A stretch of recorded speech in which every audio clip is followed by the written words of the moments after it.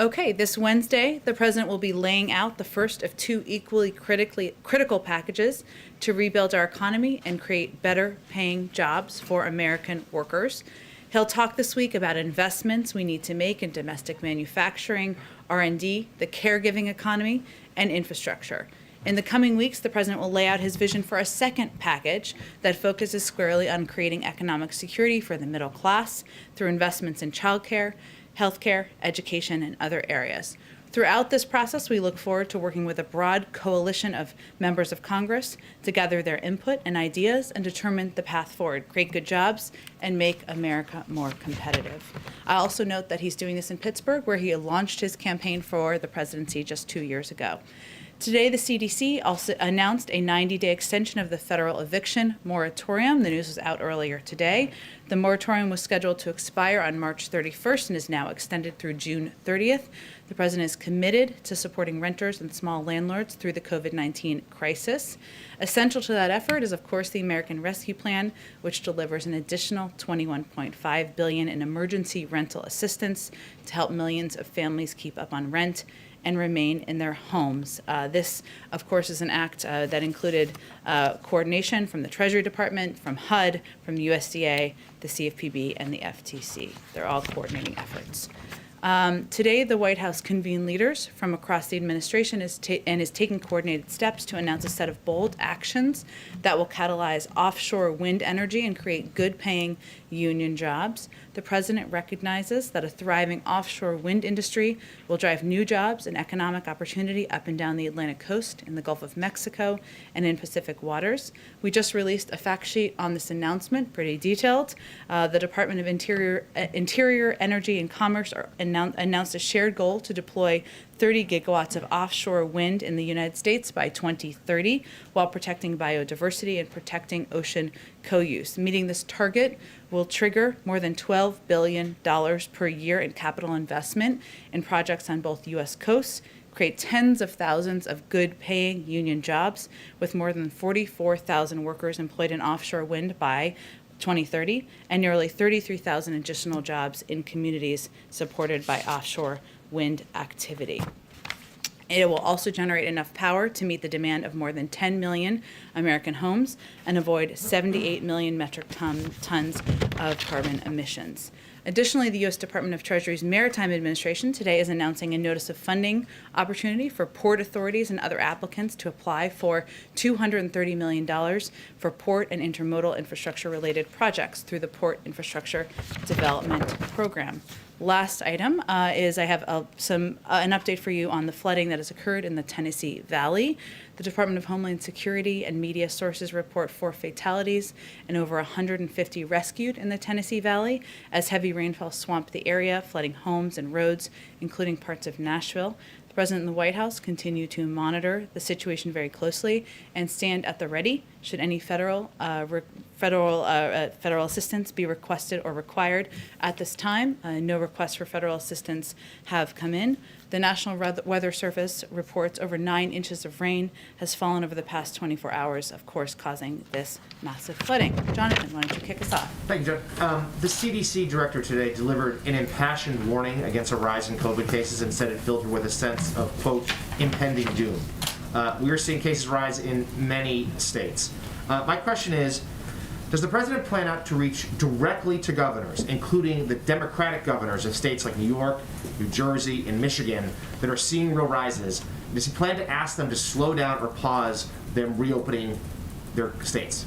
Well, Jonathan, we are in very close touch with governors of those states and states across the country, not only through our weekly governor's call that is led by our COVID coordinator, but through calls and engagements that happen through the course of the week and through the course of every day. And the president has not held back in calling for governors, leaders, the American people to continue to abide by the public health guidelines, whether they are mask mandates on federal land and buildings or on interstate travel, whether it's encouraging people to hand wash and abide by social distancing. He will continue to do that through all of his engagements and, of course, through calls he has with local officials. But we are in very close touch with leaders across the country. My follow-up to that is simply, this is probably the most precarious moment the country's had in terms of the virus since the president took office. That's according to the CDC director today. Will the president not take that additional step to get to talk to governors and ask them to slow down reopenings? Well, Jonathan, the president uses every opportunity he can, whether it's publicly, through every interview, through nearly every public engagement he has. He has remarks later this afternoon, as you know, on COVID, providing an update on our effort to defeat the virus. He also does that through private engagements as well. But there are a range of officials at very high levels who are in touch with governors and leaders across the country who will continue to emphasize the need to abide by public health guidelines. And one other topic. Earlier, Majority Leader Schumer is making the case that budget reconciliation can be used once more in the fiscal year of 2021. If the Senate parliamentarian agrees with his argument, this could be used a couple more times over the next year or so. Does the White House support that move, and what would it mean for the president's agenda? Well, the White House and the president will leave the mechanics of bill passing to Leader Schumer and other leaders in Congress. Our focus is on proposing an agenda, an ambitious agenda, to invest in infrastructure, to help caregivers across the country, to ensure that we are doing more to help Americans get through this challenging period of time. Go ahead. Thanks, Jen. On infrastructure, since the president is set to unveil his proposal in a couple of days now, what is his current thinking or his economic advisor's current thinking on how much of this package needs to be paid for with tax revenue? Well, the president has a plan to fix the infrastructure of our country. We're currently 13th in the world. No one believes we should be there. And he has a plan to pay for it, which he will propose. But right now, once he proposes that, our focus is also on having that engagement and discussion with members of Congress. If they share a goal of building our infrastructure for the future but don't like the way he's going to propose to pay for it, we're happy to look at their proposals.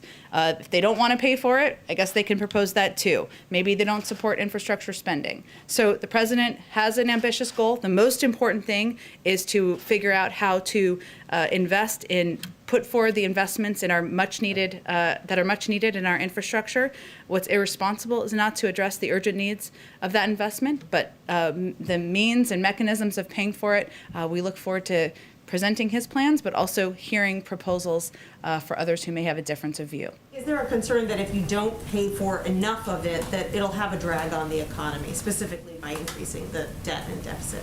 Well, again, he's going to have a plan to pay for it. I'm sure that if there are proposals out there that are differing from his in terms of what they will cover, we'll have that discussion. But he, of course, believes that investing in our infrastructure, continuing to create good-paying union jobs is front and center. But he also believes that we have an opportunity to rebalance, to address our tax code that is out of date, and some could pay more in our country that are not currently.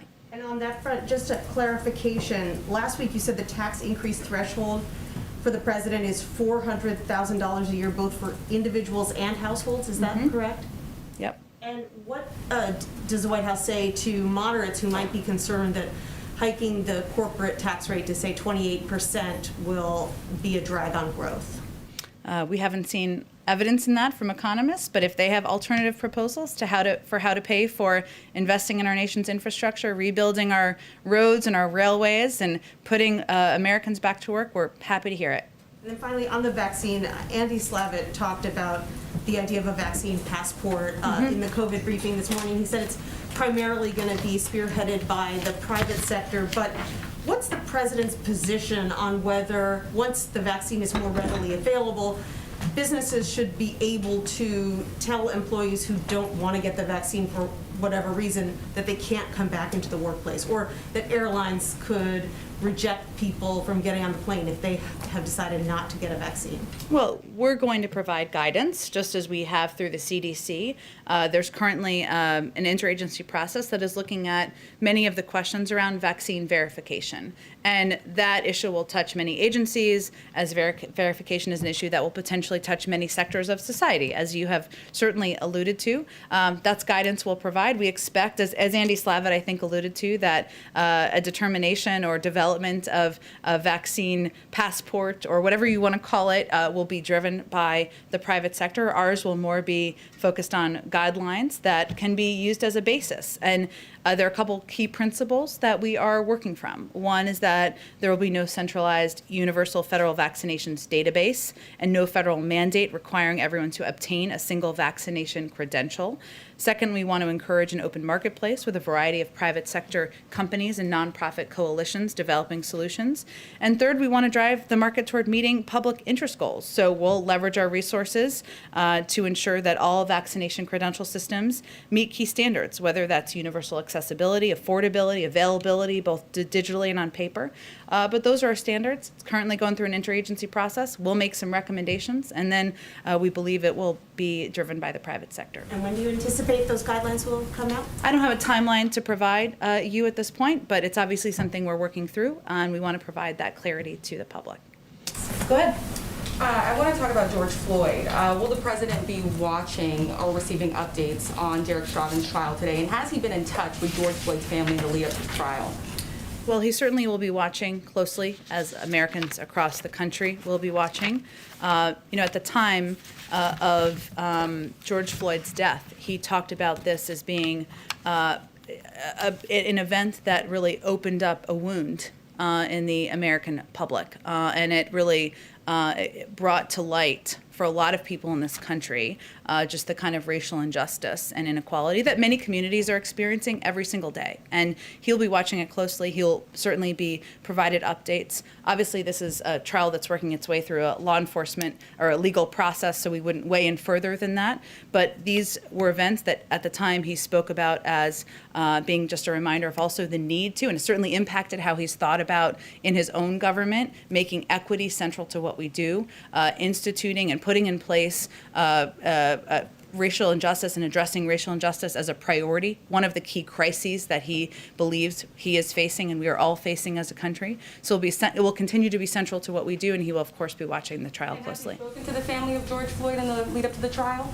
I don't have any calls to read out. He obviously spoke to them, or not obviously. For those of you who didn't follow this closely, he did speak to them last spring and spoke at the time and commented at the time about their grace. And I know he conveyed that, and he was just impressed by their courage, and he continues to believe that. You said it redoubled his commitment to advancing racial justice in this country. He also committed to creating this National Police Oversight Commission during his first 100 days in office. Has that been created yet? Is that still on track to being created?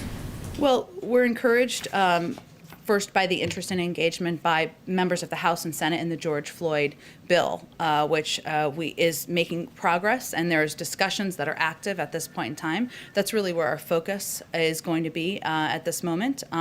We believe that, and he believes, I should say, that it is imperative to put in place in order to rebuild trust among communities, that there needs to be accountability and there needs to be systems in place to ensure that, and laws changed to ensure that that can be carried out.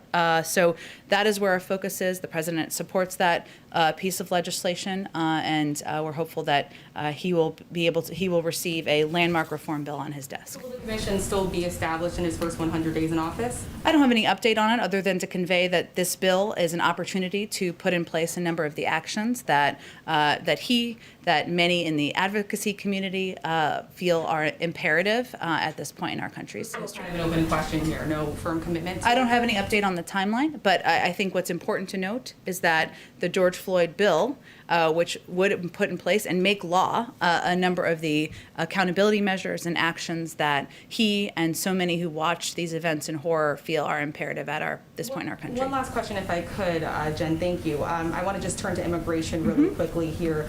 President Joe Biden has said that surges like this happen every year. We know that these cycles do happen. Axios is reporting that they have received documents that show the surge of minors coming to the southern border is expected to last 7 or more months. I just got back from the border. I spoke with Texas state troopers who said they have never seen this many unaccompanied minors crossing the United States border. Are you guys tracking that timeline for this current surge, that it's going to last 7 months or more?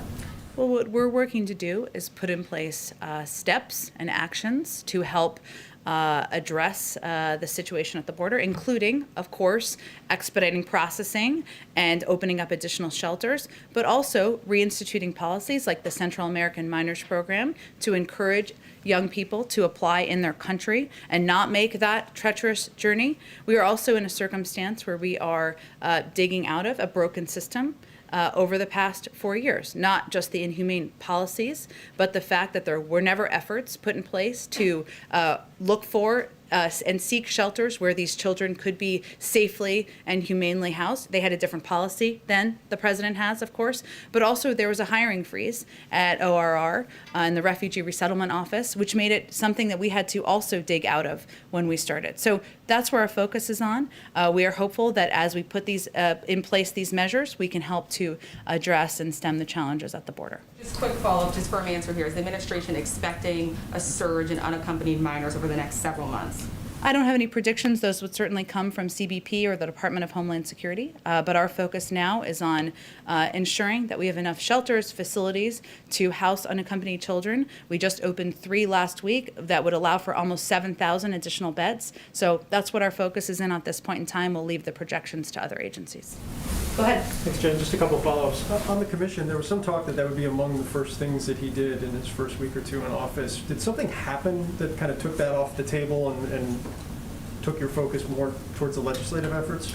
No, I think it's just a reflection of I just don't have an update on it, but we are working with very closely with outside advocacy groups, with many who have been passionately fighting for greater accountability and greater reforms to be put in place, and we're looking for the most effective means to get that done. And the George Floyd bill is an opportunity to do exactly that, so that's where we are putting our energy and efforts at this point. And then one follow-up on Nancy's first question. Are you saying the entirety of the president's proposal laid out on Wednesday, you will have pay-for mechanisms dollar for dollar across the board? Certainly, yep. Okay. And then the forthcoming WHO report, I know some people have drafts of it. Does the administration put any stock into it whatsoever, given how it was put together? And also, is the U.S. working in a parallel way via its intelligence community, its public health officials, to produce its own conclusions about the origins of coronavirus? Well, it's a little early for that last piece right now, but let me give you an update on kind of where we are. The report, under embargo, of course, is now in the hands of U.S. government experts from the CDC, FDA, NIH, HHS, USDA, DHS, and USAID. That is a lot of acronyms. 17 experts, long-standing leaders in the field, including epidemiology, public health, clinical medicine, veterinary medicine, infectious disease, law, food security, biosafety, biosecurity. We have a lot of experts in government. We'll be reviewing this report intensively and quickly, and we have some of our best people in government focused on reviewing it right now.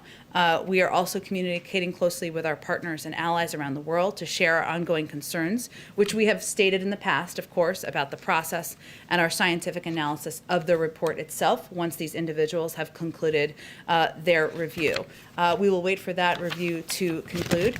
We have been clear that an independent technically sound investigation is what our focus is on.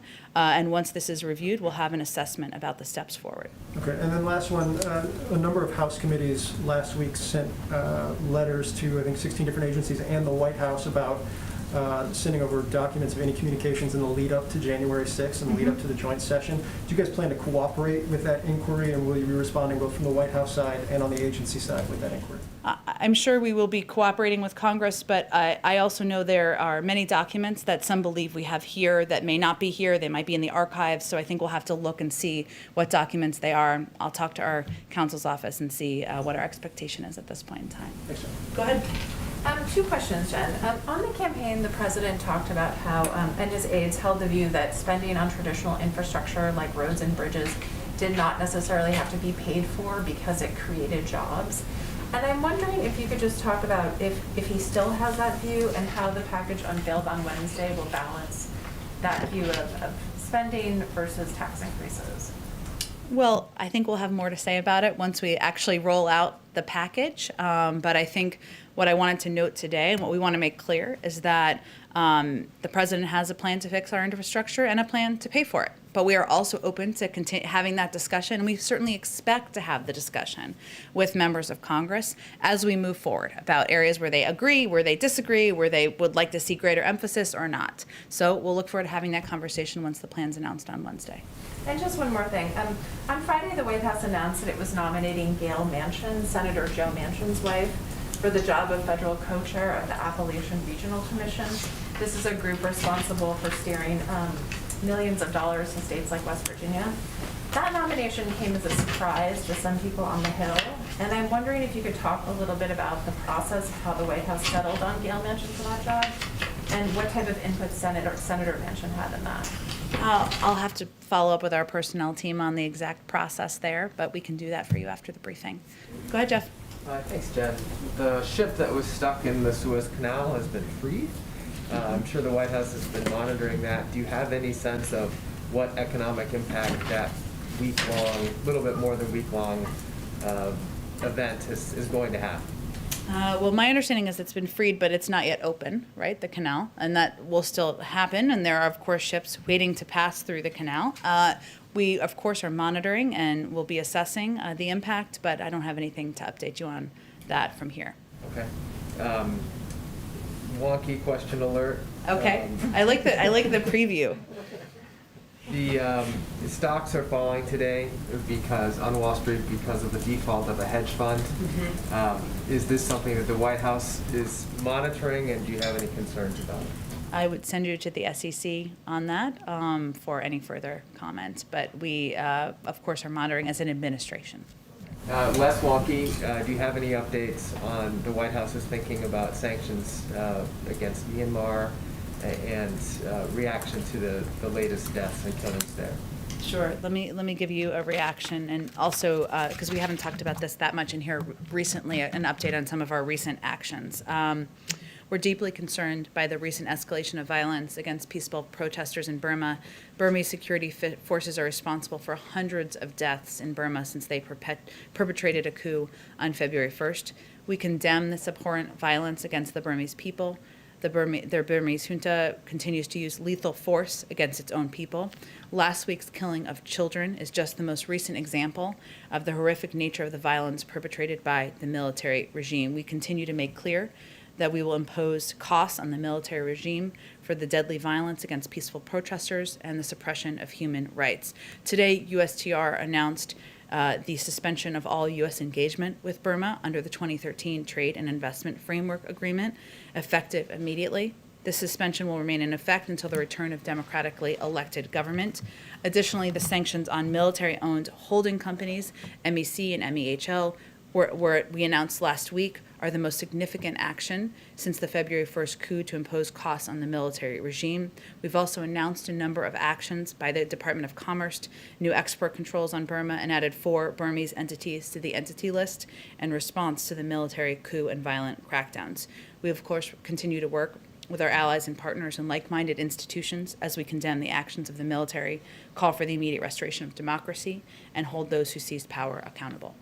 Very last one, also as a follow-up to the CDC and White House briefing this morning on COVID, they made very clear that they are urging Americans to continue to take action to prevent a fourth surge, including non-essential travel. Is the warning against non-essential travel something that the White House is taking into consideration with regard to upcoming travel by the President and Vice President, both for business and for personal reasons? Well, I would say that the president travels, as does the vice president, on a private plane. That is the purview of every president and vice president throughout American history. That is, of course, different than traveling on a commercial flight and going to mass events. As you know, the president is not hosting rallies, nor is the vice president. We take the role of being models quite seriously, but I think most Americans would recognize the difference. Go ahead. Thanks, Jen. Just on clarification on the pay-for question. Sure. When you said that it would be paid dollar for dollar, that the infrastructure component would be paid for dollar, were you applying that also to the entirety of the package that'll be released both Wednesday and in April? Or I just want to make sure we're understanding what will be paid for. Well, I think we're focused right now, I should say, on the Wednesday proposal. Obviously, there's still more that's being worked through, but I can, for the proposal later in the month, I should say next month, which is still being working its way through our economic team, but I can assure you that when the president lays out his infrastructure plan, he will also lay out a plan to pay for it, but is, again, open to ideas and proposals from members of Congress if they have a difference of view. And there was an op-ed in the New York Times today by a well-known virologist with the title, "We Can't End the Pandemic Without Vaccinating Kids." The argument is basically that over time there will be mutations that could be more dangerous for children. What is the administration doing to prepare for the possibility of vaccinating children? And does the president have a specific time period for when he would like to see children begin to get the vaccine? Well, we leave that to our health and medical experts and the FDA process, and CDC, I should say, process of outlining guidelines for when it is safe to utilize the 3 approved vaccines, or which one is the best for children. So we will rely on the advice and counsel of our health and medical experts on that front. And just one more, when should we expect the president to announce his next slate of judicial nominees? I don't have a preview or an update for you. Stay tuned. And can you just say, can you give us any insight into the process behind the scenes about, who's leading that process internally? How are you coming up with the slate? I think there are 68 or so vacancies right now.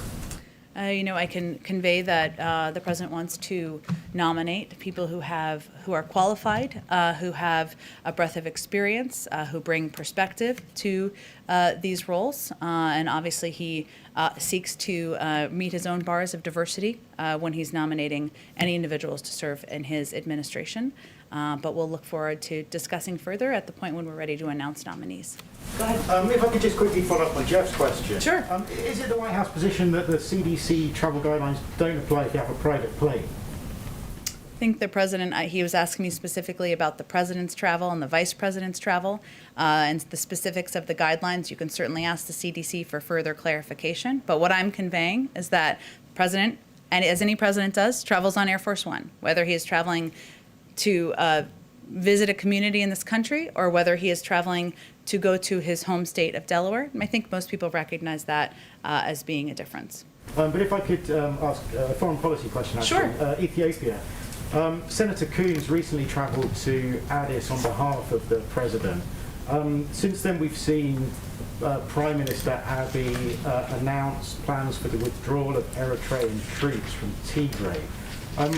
Do you have some reaction on that? And is that something that President Biden was demanding? Well, first, we are grateful to Senator Coons for traveling to Ethiopia on behalf of President Biden. We appreciate the time and the deliberation of the Prime Minister, I should say. We're encouraged by the Prime Minister's announcement that the government of the state of Eritrea has agreed to withdraw its forces from Ethiopia. The immediate and complete withdrawal of Eritrean troops from Tigray will be an important step in de-escalating the conflict and restoring regional peace and stability. We hope both governments will make good on this commitment on the ground urgently. Certainly it was a part of the discussion that Senator Coons traveled there to communicate about. And if I may, just quickly on the President's health, he last released a comprehensive health report in 2019 during the campaign. Mm-hmm. Can we expect him to make a trip to Walter Reed soon for his physical, and will you commit to releasing a comprehensive health report in the near future? Absolutely. I don't have a timeline, but absolutely we will do that, and I'll check and see when he's due to go back to the doctor. Go ahead. Hi, Jen Psaki, Rachel Sutherland, Fox News Radio. Hi, Rachel. Wanted to follow up on Juan Gonzalez's recent trip to Guatemala. Mm-hmm. And what kind of progress is made? I understand that Ambassador Jacobson also went to Mexico, maybe to Guatemala as well. Mm-hmm. What kind of progress on addressing the root causes of mass migration can you give us? Well, I think this was their first trip. We just announced an envoy as well to the region, which shows our focus and emphasis on addressing the root causes. And of course, the Vice President of the United States will be helping lead that effort, specifically the root causes, not the border. There's some confusion over that. I know we did a readout after the meetings and the trips last week. I don't have an additional readout for you, other than to convey that we know this will be a diplomatic process. Our view is it's not if, but when we work through with these countries, the best ways we can work together to address root causes. And the president has also proposed an immigration bill that includes $400 billion in funding to help address the root causes as well and help ensure that families and individuals who are making this trip are incentivized to stay in their countries. Just one more here. I've heard some talk about the sponsor families for the children who are in the care of HSS. Mm-hmm. Any idea of how that's going to be set up and the vetting process for some of these sponsor families? Some of them may be family members, as we've heard, but it's been a question as to who are the sponsors that would take them in and how will that work? So one of the issues we've been trying to address is that they shouldn't all be treated exactly the same. And obviously, if it's a mother or a father or a biological family member, that's different. There are a number of steps, vetting steps that are taken. Is that what you're asking about? Yeah. That are Who taken? these people that are going to be taking in the children? Well, Where do you it find- really differs. Sometimes there are community groups, there are religious organizations, there are individuals who have been sponsor families in the past. Again, it doesn't mean that these children stay in the country. This is a safe place for them to be while their cases are being adjudicated. But vetting is an important part of this process because in the past there have been scenarios where there has been trafficking. We want to, of course, avoid that. Sometimes that's why it takes a little bit longer and where we're working to expedite the processing wherever we can. Follow up, if someone wants to sponsor a child, any place to go for that, if, say, they're interested? I'm sure we can get you the information for the Department of Homeland Security, Health and Human Services, and the program that they are running. And a lot of it is through local organizations and community groups as well. Go ahead. Thanks, Jen. On Georgia's new laws restricting voting, President Biden called them last week I think the most pernicious thing. Does the White House believe now that the laws have been signed, that companies or individual consumers should boycott Georgia or Georgia businesses? Like, what should people do who don't have a voting Congress to vote on these voting laws? The people of Georgia, The people of Georgia, people across the country. they should elect new leaders. They can take steps like any individual can take as an American citizen to have their voice heard and exercise their democratic right. But does he believe that people should boycott their increasing calls for them? That's not a call we're making from here. Go ahead. Thank you, Jen. The Vice President has said before that the exodus of women leaving the workforce during the pandemic is a national emergency. The President has said that we're dealing with an acute, immediate childcare crisis in America. I know that childcare is a part of his infrastructure initiative, and Wednesday we will hear more about his physical... In April, you'll hear more.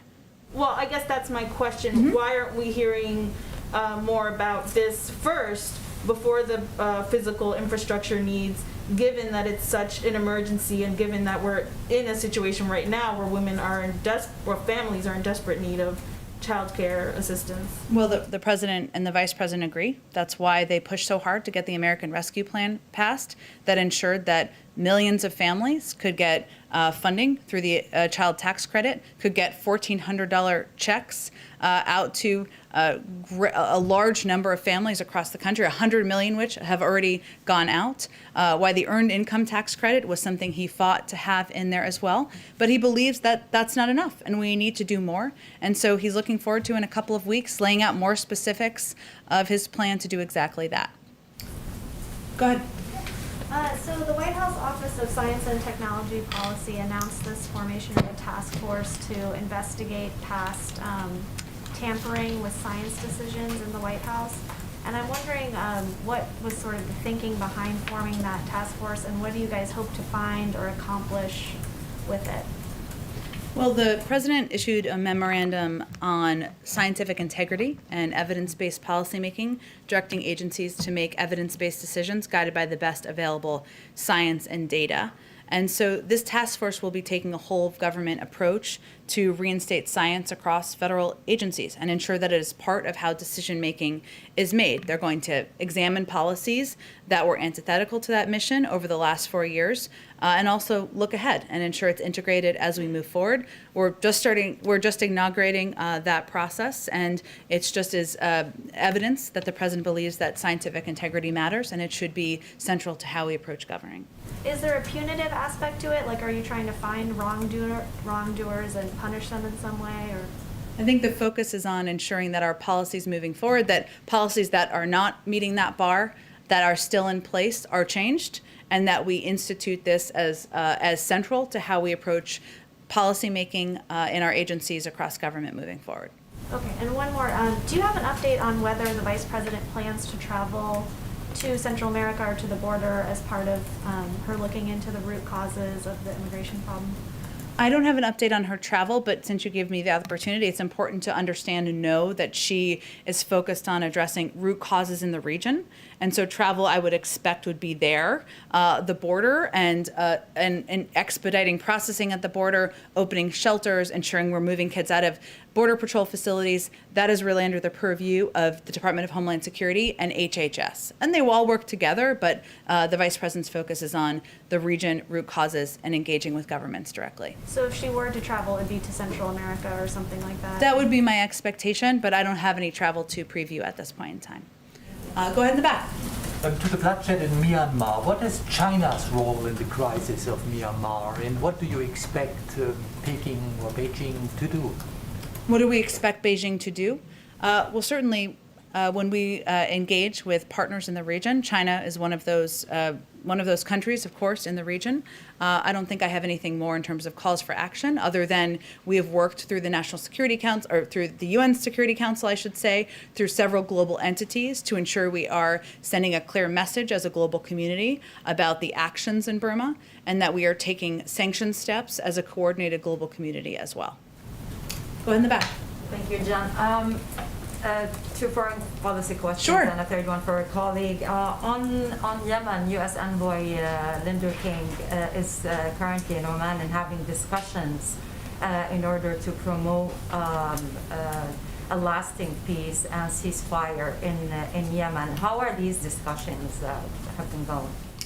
Well, I know that he's spent a fair amount of time on these discussions and working on addressing and stemming the humanitarian crisis, but also working toward some element of a ceasefire, of course, in the region. I would point you to the State Department, where he works directly for any update on the discussions. We're, of course, receiving updates here as well. And the second one is on Iran. Now that they've signed this long-term agreement with China, does the administration still have the same policy towards Iran, especially in terms of returning to the nuclear deal? And is the president willing to partially lift some sanctions on Iran in exchange of its return to the nuclear deal? That's not under consideration. We remain hopeful and focused on returning to a diplomatic approach in partnership with members of the P5+1. China is, of course, a member of that. And we, of course, will take a look at and ensure that any sanctions that need to be implemented would be as it relates to this package. But we haven't looked at the specific agreement yet at this point in time. So our approach remains the same, and nothing has changed about our approach. The president said that he's been concerned about it for years. What did he mean by that, and how concerning is this for the administration? Concerned about, I know he was asked a question yesterday. Between China, the 25 years long-term agreement between China and Iran? Well, China has been a member of the P5+1, an important partner as it related to getting the deal passed to begin with. Certainly would be an important partner as we look ahead to a diplomatic approach. At this point in time, we're still working through those steps and don't have an update on the engagement. Thank you, Jen. And my colleague's question is on North Korea. Now that the president said that he's, quote, prepared for some form of diplomacy with North Korea. Does this include sitting with President Kim Jong-un? I think his approach would be quite different, and that is not his intention. Thank you. Thank you. Thanks, everyone. Okay. Thank you.